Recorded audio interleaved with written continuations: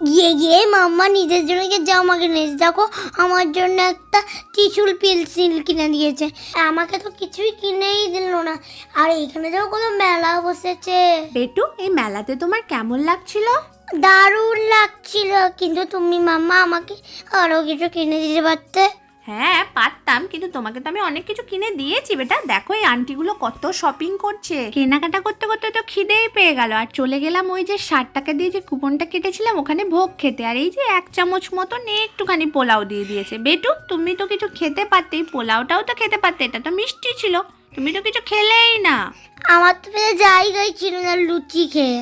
আর তারপর দেখো ভাত তরকারি সব দিয়ে দিয়েছে, আর এতটা পরিমাণে ভাত দিয়েছে, আমি তো বেটুর জন্য আলাদা করে আর পাতাই নিইনি, মানে একটাই কুপন কেটেছিলাম, মা বেটু মিলে ভাগিয়ে এইটুকুই খেয়েছি। আর একজনের জন্য এই খাবারটা যথেষ্ট। দিয়েছিল ভাত, ডাল, আলু পোস্ত, টক, ফুলকপি আলুর তরকারি, তার সাথে পায়েস। খাবারটা কিন্তু অনেক ভালো ছিল। খাওয়া দাওয়া করে আবারও শপিং করে নিয়েছি। বেটু, এই ঠাকুরের সিংহাসনটা কেমন লেগেছে? অনেক ভালো লেগেছে। তারপর আবার কি চলে গেলাম বাড়ি, মানে টোটো করে এবার বাড়ি যাওয়ার পালা। তো আমরা আমাদের স্মল ট্রিপ করে বাড়ি ফিরে গেছি। দেখো সবাই বিধ্বস্ত পুরো। কিরে তোদের কেমন লাগলো? দারুণ দারুণ। আবার আবার হবে নেক্সট টাইম। আবার নেক্সট ট্রিপ আবার কি হচ্ছে?